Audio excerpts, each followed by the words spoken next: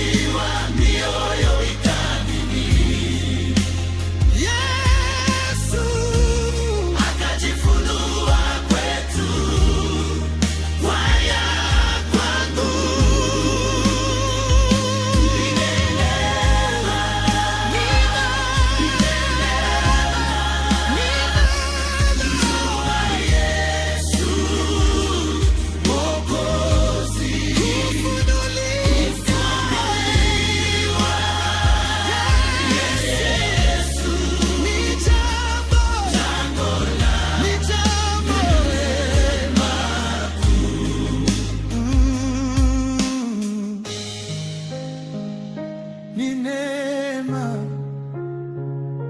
ni neema, ni neema.